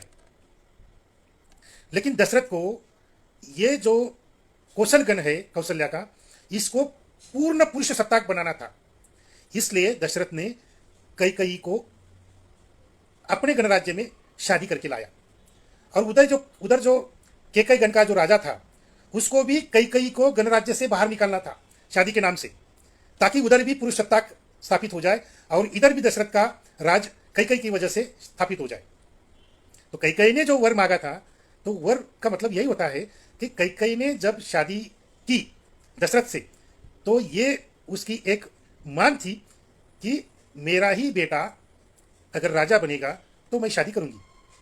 कौशल्या का बेटा राजा नहीं बनेगा, क्योंकि मातृ सत्ताक राज्य था, उसको पूर्ण पुरुष सत्ताक राज्य बनाने के लिए बाहर से औरतें लाने का ये सिलसिला शुरू हो गया।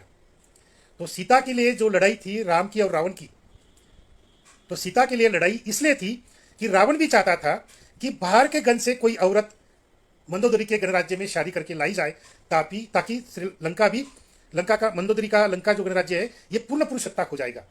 अगर रावण का सीता से स्वयंवर हो जाता, शादी हो जाती, तो सीता का बेटा राजा बनता लंका में, और लंका इस तरह से पूर्ण पुरुष सत्ताक बन जाता।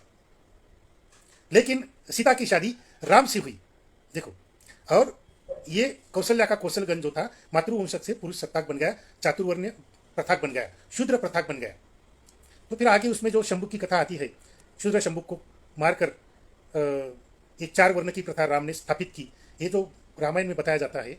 तो रामायण का मतलब एक ही है, राम और रावण का युद्ध का मतलब यही है, राम और ताटका और राम और शूर्पणखा का संघर्ष का मतलब यही है कि रामायण के काल में मातृ सत्ताक श्री सत्ताक गणराज्य से परिवर्तित होकर पूर्ण पुरुष सत्ताक चातुर्वर्ण शूद्र प्रथाक गणराज्य बनने की कोशिश में यह सब संघर्ष हुआ, यह सब कल्चरल संघर्ष हुआ। तो इसको बोलते हैं कल्चरल संघर्ष, कल्चरल रिवोल्यूशन। ये हम लोग भूल गए आर्य ब्राह्मणों की वजह से, क्योंकि इतिहास लिखने का काम पुराणों के माध्यम से, वैदिक श्रुतियों के माध्यम से उन्होंने जो लिखना शुरू किया, तो आर्य पुरुष सत्ताक होने की वजह से उन्होंने श्री सत्ताक, मातृवंश, कुल माता, इनको सबको भुला देने की कोशिश की और ये कहा कि भाई हम शुरू से पुरुष सत्ताक है, हम शुरू से पुरुष सत्ताक है, ये कहने की कोशिश आर्य ब्राह्मणों ने इतिहास के माध्यम से की और वो हमारे दिमाग में बैठ गया। लेकिन हमारा दिमाग जो है ये ड्यूअल है, हमारा दिमाग एकात्म नहीं है। बौद्धाचार्य जो वसुबंधु थे उन्होंने ये खोज की, हमारे दिमाग की खोज की और कहा कि ये जो हमारा दिमाग है ये एक नहीं है, 2 विभाजित है, 2 भागों में विभाजित है। दिमाग मेंदू जो है ये एकात्म नहीं है। तो दिमाग में जो बातें हैं वो 2 तरह की होती है। एक नेन्यू और एक जान्यू। चित्त संप्रयुक्त मतलब जान्यू कॉन्शियस, और चित्त विप्रयुक्त मतलब नेन्यू सबकॉन्शियस। तो कॉन्शियस और सबकॉन्शियस ये दो भाग इकट्ठा आने से मेंदू बनता है, दिमाग बनता है, मन बनता है। तो दिमाग को पालन पोषित करने के लिए भौतिक अनाज की जैसे जरूरत होती है। जब हम खाते हैं अनाज, तो अनाज का एक बड़ा हिस्सा दिमाग के पोषण के लिए जाता है, ब्लड के माध्यम से, खून के माध्यम से। देखो, खून का सबसे ज्यादा हिस्सा दिमाग को पोषित करने के लिए जाता है। तो ये होता है दिमाग का फिजिकल डेवलपमेंट, भौतिक विकास। और दिमाग का दूसरा जो विकास होता है वो विचारों के माध्यम से। और ये जो विचार होते हैं, विचार का मतलब क्या, जानकारी। जो हम सामने जो दिखता है, तो ये इंफॉर्मेशन हमको मिलती है। ये गाय है, ये भैंस है, ये 4 पैरों का प्राणी है, ये 2 पैरों का प्राणी है, ये वृक्ष है, ये नदी है। ये जो दिखता है हमारे सामने, ये रॉ मटेरियल होता है। ये हमको दिखता है, ये जानकारी मिलती है। ये जानकारी हमें नाक के माध्यम से, आंखों के माध्यम से, त्वचा के स्पर्श के माध्यम से, आंखों के माध्यम से दिमाग तक जाती है। ये सब जानकारी जो हम इकट्ठा करते हैं पंचेंद्रियों के माध्यम से, त्वचा का स्पर्श, ये नाक के माध्यम से, घ्राणेंद्रिय बोलते हैं जिसको हम, उसके माध्यम से, और ये जो आंखें हैं, आंखें के माध्यम से वो चित्र जो है, प्रतिमा जो है, प्रतिबिंब जो है, वो दिमाग तक जाते हैं। तो ये सब रॉ मटेरियल है इंफॉर्मेशन की, रॉ मटेरियल। ये रॉ मटेरियल दिमाग में जाता है, और दिमाग में जाकर उसका विश्लेषण होता है, उसका संश्लेषण होता है, उसका अन्वेषण होता है, और फिर बाद में दिमाग उसका निष्कर्ष निकालता है। तो क्या निष्कर्ष निकालता है कि भाई ये गाय है, ये रिवर है, ये झाड़ है, ये पेड़ है, ये आदमी है, ये हम जानते हैं। तो ये फिनिश्ड प्रोडक्ट, रॉ मटेरियल इकट्ठा करने का काम ये पंचेंद्रिय करता है। वो दिमाग में सब यहाँ पे इकट्ठा होता है। और दिमाग समझो, दिमाग एक फैक्ट्री है, दिमाग एक यंत्र है। उस यंत्र में हम रॉ मटेरियल डालते हैं इंफॉर्मेशन की, कि ये 4 पाई का है, ये उसको सींग है। ये भी जानकारी हमारे दिमाग में जाती है आंखों के माध्यम से।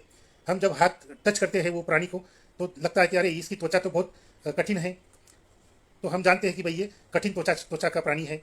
इसको सींग है, सींग का प्राणी है। इसको टेल है, शिपुट है, ये भी हम देखते हैं। तो वो भी जानकारी दिमाग में जाती है। और ये 4 पैरों पे चल रहा है, ये भी जानकारी दिमाग में जाती है। तो दिमाग में यह सब रॉ मटेरियल जो है, जानकारी, ये सब जाने के बाद दिमाग उसको फिनिश प्रोडक्ट में परिवर्तित करने की कोशिश करता है, और कहता है कि अरे भाई ये तो गाय है, ये तो भैंस है, ये तो रिवर है, ये पेड़ है, ये आदमी है, ये औरत है। ये निष्कर्ष दिमाग निकलता है, और फिर आदमी बोलता है कि ये गाय है, ये भैंस है।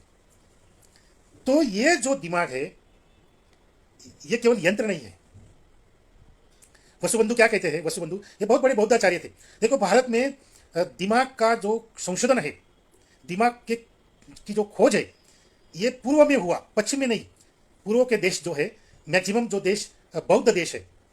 तो इस बौद्ध देशों में ये जो बौद्धाचार्य थे, बिल्कुल अगदी ये नागार्जुन से लेकर, दिगनाथ से लेकर, वसुबंधु से लेकर, ये सब जो बौद्धाचार्य थे, ये खोज में लगते थे। क्योंकि ये बौद्ध विद्यापीठों में वही काम होता था, खोज करने का भी काम होता था।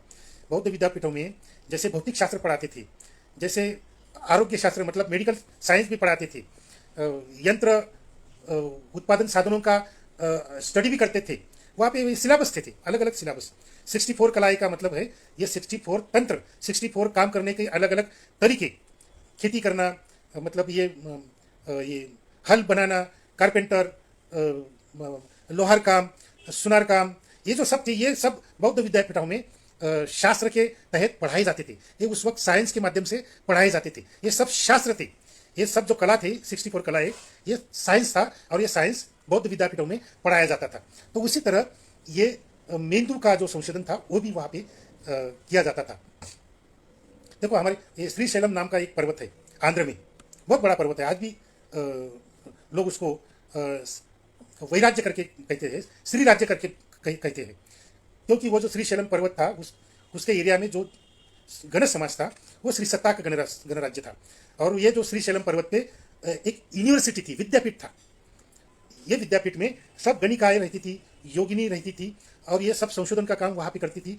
ये जो आदमी मरने के बाद उसको पूरा फाड़ देते थे और आदमी के शरीर के अंदर में कौन कौन से अवयव है, इंद्रिय है, क्या काम करते हैं, कैसे काम करते हैं, ये सब शरीर शास्त्र का स्टडी ये श्रीशैलम पर्वत पे होता था। तो उसको शव साधना बोलते हैं। आज देखो वो शव साधना करने वाले जो बुआ साधु वगैरह है, ये उसका विद्रूप रूप है, ये उसका विद्रूप है। ये जो तंत्र पंथ है आज का, ये ब्राह्मणों की वजह से विद्रूप हो गया। लेकिन तंत्र पंथ जो था श्रीशैलम का, वो विकास करने वाला था, साइंस था। तो हर साइंस का वहाँ पे स्टडी हुआ करता था। देखो शरीर को हम फाड़ेंगे नहीं तो कैसे जानेंगे कि अंदर दिमाग है, अंदर मेंदू है, आँख कैसे काम करती है, ये नसें कैसे काम करती है, ये कैसे कैसे मालूम होगा? जब शरीर को फाड़ते थे, मरे हुए आदमी को फाड़ देते थे और फिर वो स्टडी करते थे, तो उसको बोलते थे शव साधना। जो कि आज आज की शव साधना विकृत रूप में है, वो मांस वगैरह खाने की, ये गलत है। उस वक्त ये नहीं होता था। ये बुआबाजी है। आज का जो तंत्र पंथ है, ये बुआबाजी है। ये आर्य ब्राह्मणों की वजह से बदनाम हुआ है। देखो तो पुरुष सत्ता की व्यवस्था जिस तरह से आई आर्य के आक्रमणों के बाद, चातुर्वर्ण प्रथा उसके साथ आ गई, शूद्र प्रथा। शंभु का उदाहरण मैंने कहा कि शंभु को मारने का मतलब यही है। तो राम और शंभु का जो संघर्ष हुआ, देखो ये जो ब्राह्मणों ने कथाएं लिखी है लिखित रूप में, ये पहले तांत्रिकी श्रुति का एक पार्ट थे कि जो मातृवंशक और गणमाताओं ने लिखे थे तांत्रिक श्रुति के रूप में। इन्हीं कथाओं को मातृसत्ताक से बदलकर पितृसत्ताक बदलने की कोशिश में ये जो पुरुष सत्ताक व्यवस्था के जो लोग थे, इन्होंने उसको विकृत बना दिया और पुरुष सत्ताक बना दिया। तो रामायण का मतलब है राम की कथा नहीं। ये तो रामायण नाम बाद में हुआ। महाभारत का नाम पहले जय नाम का इतिहास था। तो इन्होंने पुरुष सत्ताक इन कथाओं को पुरुष सत्ताक करने की कोशिश में राम आ गया तो राम हीरो बन गया। तो राम तो विलन था। देखो आज भी दक्षिण में जाएंगे, तमिलनाडु में वगैरह, वहां तो राम को विलन बताते हैं, रावण को हीरो बताते हैं। क्योंकि रावण का जो राज था वो मातृवंश सत्ता का राज्य था, मंदोदरी का गणराज्य था। पहले लंका और तमिलनाडु एक दूसरे से जुड़े थे। इस समंदर की वजह से जो कुछ बदलाव हुए, समंदर में जो भूकंप हुए, सुनामी वगैरह बहुत बड़ी बड़ी आने लगी, तो उसकी वजह से तमिलनाडु और लंका अलग अलग हो गए। आज भी वो राम सेतु नाम जो है दिया है, तो वो राम सेतु नहीं है, वो तो अवशेष है जो बताता है कि भाई पहले ये लंका और तमिलनाडु एक ही राज्य था, एक ही गणराज्य था, एक ही गणराज्य था। तो हाँ, ये जो तमिल संघर्ष श्रीलंका में चल रहा है, तो ये तमिली वहां पे गए नहीं, वो पहले से ही वहां पे बसे है। लेकिन समंदर के ये परिवर्तन की वजह से लंका अलग हो गई और तमिलनाडु अलग हो गया और बीच में समंदर आ गया। लेकिन फिर भी आज भी वो जो सेतु है जिसको हम राम सेतु आज बोलते हैं, तो वो राम सेतु नहीं है, वो तमिलनाडु और श्रीलंका को जोड़ने वाला भूभाग है, जमीन का टुकड़ा है। तो जैसे ही श्रीलंका अलग हो गया तो वहाँ के जो सिंहली लोग थे कि जो भारत के कल्चर के नहीं है, लेकिन तमिल कल्चर और सिंहली कल्चर, इसमें जो संघर्ष हुआ उसकी वजह से वो आज का तमिल संघर्ष जो है प्रभाकरण वगैरह, ये उसकी वजह से चल रहा है। दो वंश का संघर्ष है। तो हम फिर आते हैं इधर गण समाज की तरफ। तो शूद्र शंभु की कथा यही बताती है कि शंभुक और राम में बहुत बड़ा युद्ध हुआ और शंभुक पराभूत होने की वजह से मार दिया गया और उसको शूद्र बना दिया गया। तो जो पराजित गण थे, जो पराभूत गण थे, वो सब उस वक्त शूद्र गण बन गए। इसलिए वो चातुर्वर्ण व्यवस्था जो थी वो शूद्र प्रथा बन गई। तो पहले जो दास प्रथा थी, ये दास प्रथा, गुलामगिरी प्रथा, ये खत्म हो गई और दास प्रथा का रूपांतर शूद्र प्रथा में हो गया। तो पहले दास उस गणराज्य का सभासद नहीं बन सकता था, लेकिन शूद्र सभासद बन गया और उसकी गुलामी का जो स्वरूप है वो स्वरूप भी बदल गया। दास पूर्ण रूप से गुलाम था। देखो पहले तो मार देते थे, लेकिन बाद में ठीक है भाई इसको मारने के बजाय इसको दास बना दीजिए, तो वो उसको जान बहाल हो गई, जान की बहाली हो गई, तो जान की स्वतंत्रता मिल गई। तो थोड़ा सा स्वतंत्र हुआ आदमी, मरने से बच गया, मतलब क्या, थोड़ी स्वतंत्रता मिल गई, जान बच गई, लेकिन गुलाम रहा, दास रहा। और दास प्रथा खत्म होने के बाद शूद्र प्रथा आई शंभु की कथा के माध्यम से। तो शूद्र को गुलामगिरी से मुक्ति मिल गई, मतलब वो शूद्र बन गया, मतलब वो उसको थोड़ी स्वतंत्रता ज्यादा और ज्यादा मिल गई। और ज़्यादा मिल गई, मतलब दास को फैमिली वो नहीं बना सकता था, शूद्र को फैमिली बना दिया गया, उसको स्वतंत्रता दी गई, शूद्र को मजूरी मिलने लगी, शूद्र को एक वर्ण के रूप में एक स्वतंत्रता भी मिल गई, अस्तित्व की अस्मिता की। लेकिन वो था भी तो गुलामी, लेकिन थोड़ी गुलामी से थोड़ा सा ज़्यादा स्वतंत्र मिल गया तो वो शूद्र हो गए। तो मानव समाज ऐसे ही स्वतंत्रता की लड़ाई में थोड़ा थोड़ा स्वातंत्र लेकर आदमी आज तक आया है, प्रजातंत्र में, गणतंत्र में। तो ये चातुर्वर्ण प्रथा जो समाज था, ये गण समाज था, और गण समाज में ये स्त्रियों का राज जाने के बाद पूर्ण रूप से पुरुष राज बन गया, और पूर्ण रूप से सभाएं जो थी, सभा में से भी औरतों को निकाल दिया गया और सभा पूर्ण रूप से पुरुषों की सभा बन गई। तो देखो महाभारत में जो गणसभा है, तो उस गणसभा में कोई औरत नहीं है, पुरुष सभा है, पुरुष है, सब पुरुष है, भीष्म से लेकर दुर्योधन से लेकर धृतराष्ट्र से लेकर कौरव पांडव सब पुरुष, तो पुरुषों की सभा बन गई। और इसी पुरुष की गणसभा में द्रौपदी को विवस्त्र बना दिया गया, उसको बदनाम कर दिया गया, उसकी विटंबना कर दी गई, क्योंकि वो पुरुषों की गणसभा थी और उसमें कोई औरत नहीं थी। इसलिए पूर्ण रूप से जब पुरुष सत्ताक व्यवस्था स्थापित हो गई, तो औरतों को ज़्यादा से ज़्यादा शोषित पीड़ित बना दिया गया और उनको दबा दिया गया, और स्वतंत्रता के नाम से लोग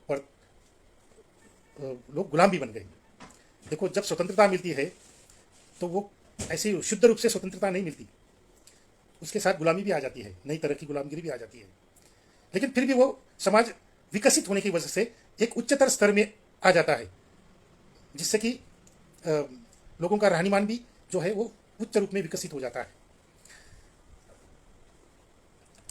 तो ये पुरुष सत्ता की व्यवस्था आने के बाद, और जैसे ही आर्य ब्राह्मणों का वर्चस्व होते गया, देखो आर्य जब आए तो वो आर्य नाम से जाने जाते थे, लेकिन जैसे जैसे वो हमारे साथ घुल मिलने लगे, क्योंकि जैसे कल्चरल संघर्ष जैसे होता है, वैसे कल्चरल संयोग भी होता है, कल्चरल मिलाप भी होता है, संघर्ष होता है, मिलाप भी होता है।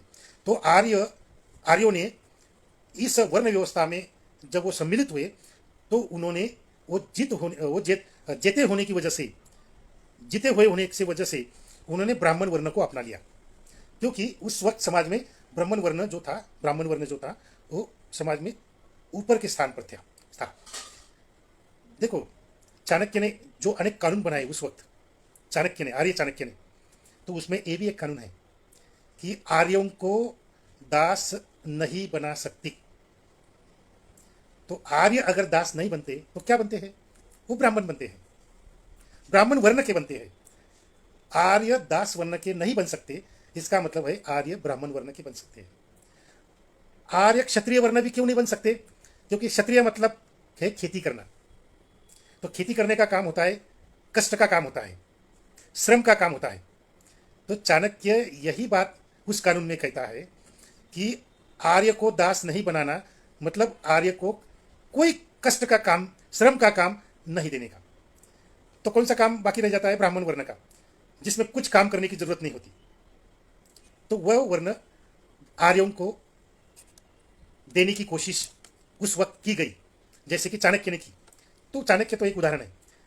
तो जैसे जैसे आर्यों का वर्चस्व बढ़ते गया, वो आर्य नाम पीछे रह गया और ब्राह्मण नाम आगे आ गया, और पूरा ब्राह्मण वर्ण पर कब्जा करने की वजह से वो इस कल्चर में घुल मिल गए।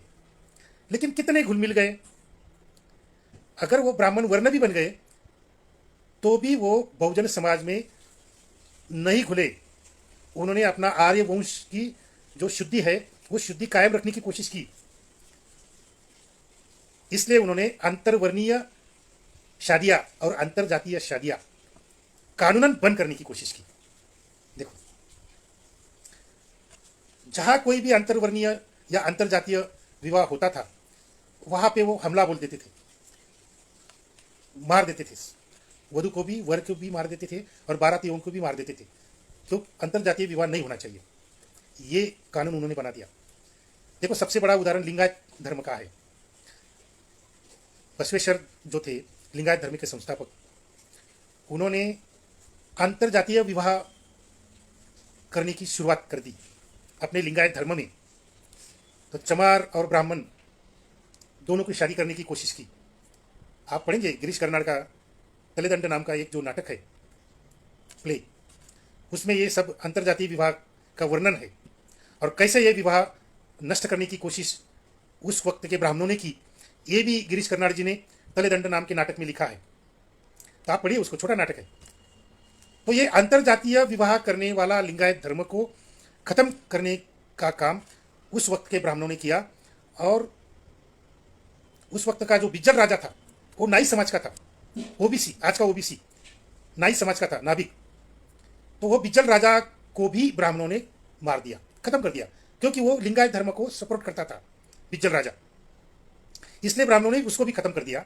और लश्कर को कंट्रोल में करके, जैसे पुष्यमित्र श्रृंग ने बृहदत्त जो बौद्ध राजा था उसको मारकर, ये पुष्यमित्र श्रृंग जो सेनापति था उसने पूरा लश्कर अपने कंट्रोल में लिया, खुद राजा बन गया और बौद्ध भिक्षुओं का कत्ल कर दिया। क्योंकि ये बौद्ध भिक्षु जो थे ये अंतरजातीय अंतर्वर्णीय विवाह करने की कोशिश करते थे, समता के लिए, समानता के लिए। और जैसे ही ब्राह्मणों ने विद्रोह किया, प्रतिक्रांति की, जैसे कि लिंगायत धर्म के खिलाफ कर्नाटक में हुई, वैसे ही बौद्ध राजा के खिलाफ हुई, वैसे कि नंद राजा के खिलाफ आर्य चाणक्य ने प्रतिक्रांति की।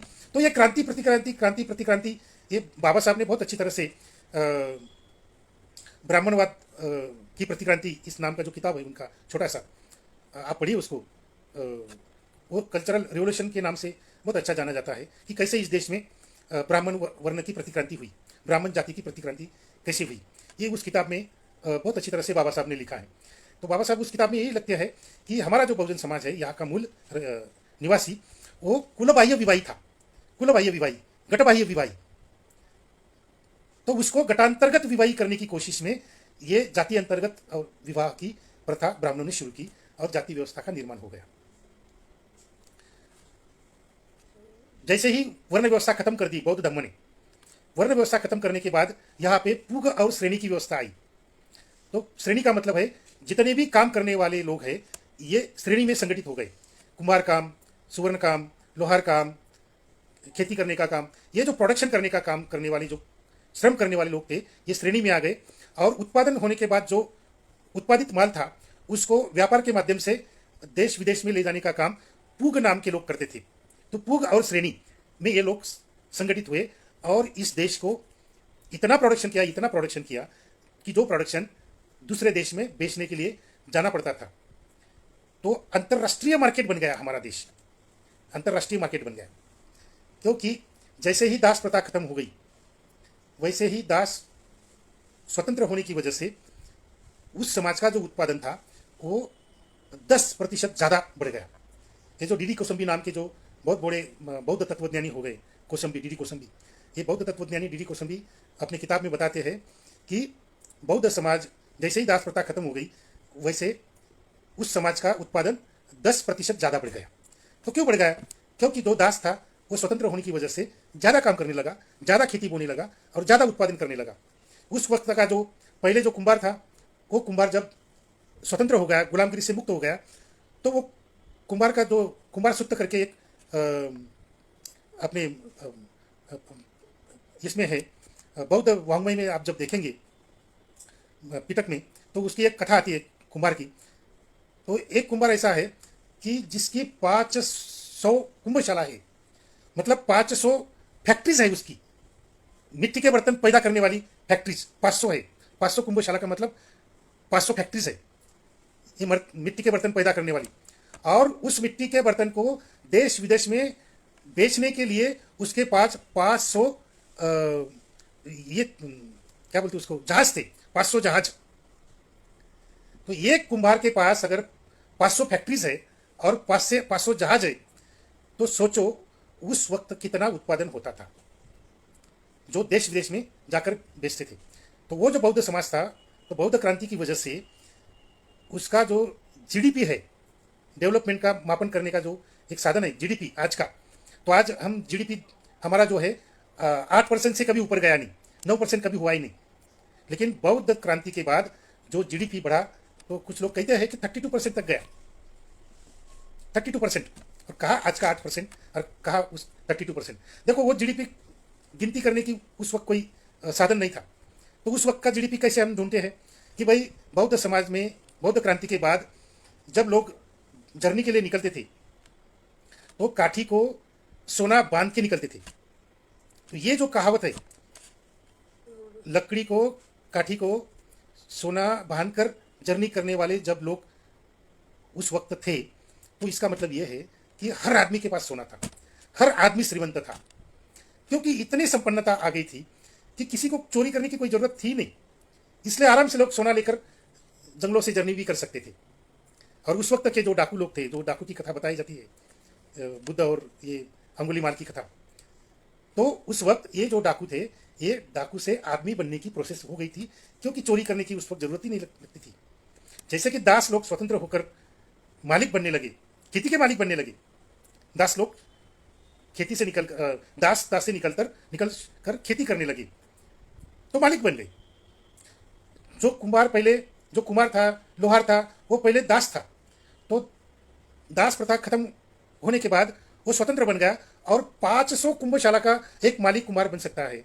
लोहार, कुम्हार, सुतार, ये जो सब है, ये लोग स्वतंत्र बनने लगे और श्रेणी में संगठित हो गए। तो श्रेणी के बाद वो श्रेष्ठी कहलाने लगे और श्रेष्ठी के शेड भी बन गए। तो बौद्ध धर्म की क्रांति की वजह से दास प्रथा खत्म हो गई और लोग स्वतंत्र बन गए, मालिक बन गए, और एक प्रकार की इस देश में एक डेमोक्रेसी आ गई। भिक्खू संघ में जो एक डेमोक्रेसी थी कि जो भी लोग चिवर दान करते थे, उस चिवर का बंटवारा भी ये चौपट के माध्यम से होता था। जो मातृभूमि सत्ताक में जो चौपट था, वो चौपट के माध्यम से चिवर का बंटवारा होता था, ताकि सबको समान चिवर मिले। तो समता का प्रतीक जो चौपट था, ये बौद्ध भिक्खु संघ में भी रखा जाता था। तो बौद्ध धर्म ने जो ये ब्राह्मणी चातुर्वर्ण दास प्रथा जो खत्म करने की कोशिश की, उससे डेमोक्रेसी की शुरुआत हो गई हमारे देश में। गणतंत्र आ गया। देखो, ये बौद्ध काल में जितने भी गणराज्य थे, संघ गणराज्य थे, ये पूरे डेमोक्रेटिक बन गए थे। गणसभा में बैठकर निर्णय लिए जाते थे। जैसे भिक्खु संघ का अधिवेशन होता था, एक सभा होती थी और वहाँ पे निर्णय लिए जाते थे।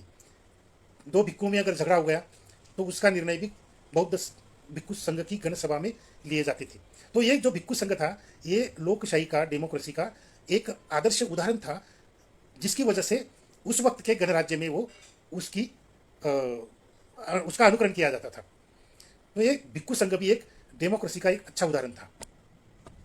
आज का जो गणतंत्र है, जो हमें संविधान के माध्यम से मिला है, जिसको बाबा साहब ने बनाया है, तो ये जो गणतंत्र है, ये गणतंत्र ना कि पश्चिम से आया है, ये गणतंत्र आया है हमारे सिंधु संस्कृति जैसे मातृसत्ताक, श्री सत्ताक गणराज्य के माध्यम से आया है।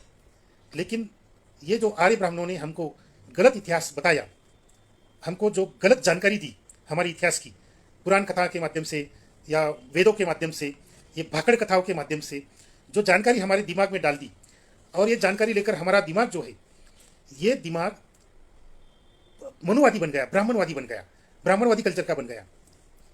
लेकिन इस दिमाग का जो दूसरा पार्ट है, नेन्यू, ये जो नेन्यू है, ये नेन्यू कभी भी हमारा इतिहास नहीं भुला पाया। ये नेन्यू में सब ये इतिहास जमा होते गया, सप्रेस होते गया नेन्यू में, सबकॉन्शियस में। और आज भी देखो, हम कुलमाता को मानते हैं, पुरुष सत्ताक होने के बाद भी, पितृ सत्ताक होने के बाद भी, आज भी हम हमारी कुलमाता को नहीं भूल पाते। नवरात्र उत्सव कुलमाताओं का है, वो हम धूमधाम से मनाते हैं। हमारी औरतें उस वक्त एक मिट्टी का बर्तन लेकर उसमें मिट्टी डालकर वहाँ पे अनाज उगाती है। तो वो जो है नवरात्र उत्सव का धान उगाने का जो रीढ़ी है, परंपरा है, रूढ़ी है, ये उसका अवशेष है कि भाई ये हमारी औरतें जो थी, ये खेती का शोध खोज उन्होंने किया, खेती वही करती थी, और अवशेष में अभी आज वो घर में ये अनाज उगा रही है। तो ये सन परंपरा, जो रूढ़ी परंपरा जो है, ये नेन्यू से आती है। और आज भी कहते हैं कि तुम पुरुष सत्ताक नहीं हो, तुम मातृ सत्ताक हो। अपने इतिहास को जानो, खोजो अपने इतिहास को, संशोधन करो। ये जो आर्य ब्राह्मणों से जानकारी आ रही है, पुरुष सत्ताक जानकारी, उसको निरस्त करो और मातृ सत्ताक जानकारी को आगे बढ़ाओ, और तुम फिर से मातृसत्ताक बन जाओ ताकि आप समता की तरफ जाओगे। ये शोषण से मुक्ति पालोगे, आर्य ब्राह्मणों की शोषण से मुक्ति पालोगे। कब? जब तुम मातृसत्ताक कल्चर को जानोगे तब। तो ये जो मातृसत्ताक कल्चर है, आज भी हमको नेनिव से बाहर लाकर उसको जानियो पूर्वक अमल में लाना है।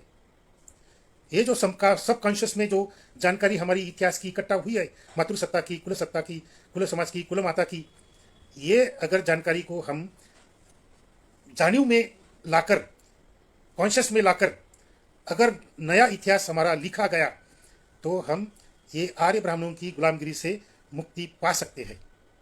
तो ये काम जो है ये बड़े पैमाने में अब होना चाहिए। और जो हमारा इतिहास है, सिंधु संस्कृति से लेकर निऋति माता से लेकर, वो इतिहास को जागरूक करने की जरूरत है। हमारा इतिहास बौद्ध धम्म से भी और बहुत पीछे जाता है निऋति की तरफ। तो वो निऋति को हमको जागरूक करना है, सब कॉन्शियस से लेकर कॉन्शियस में लाना है। और एक नया संघर्ष, कल्चरल रिवोल्यूशन इस आर्य ब्राह्मणों के खिलाफ हमको करना पड़ेगा और उनसे गुलामगिरी की मुक्ति, शोषण मुक्ति हमको करनी पड़ेगी। तो इतना कहकर मैं अभी रुकता हूँ। लगता है अभी 2 घंटे तो हो गए, जितना भी कहा जाए तो भी कम है। ये तो कैडर कैंप का सब्जेक्ट है जो 2-2 दिन तक, 4-4 दिन तक ये कैडर कैंप चलता है। और उस कैडर कैंप में ये सब इतिहास पूरे विश्लेषण के माध्यम से बताया जाता है। उसकी जो अन्वेषण मेथड है, मेथोडोलॉजी है, अन्वेषण पद्धति जो है, ये पूर्ण रूप से क्या होती है ये भी उसमें बताया जाता है। इसके एक कम समय में वो अन्वेषण पद्धति के बारे में, मेथोडोलॉजी के बारे में हम नहीं बता सकते। सौंदर्य शास्त्र जो है वो भी हम यहाँ पे नहीं बता सकते। लेकिन जो बेसिक बातें हैं ये तो हमने 2 घंटे में बताने की कोशिश की। अगर समय मिला, अगर आगे कुछ मुझे कोई संधि मिली तो उस वक्त हम बाकी की बातें मैं बता सकूँगा। तो अब मैं कुछ लिमिट है बोलने की। मेरा जो एंजियोप्लास्टी ऑपरेशन 4 महीने पहले हुआ था।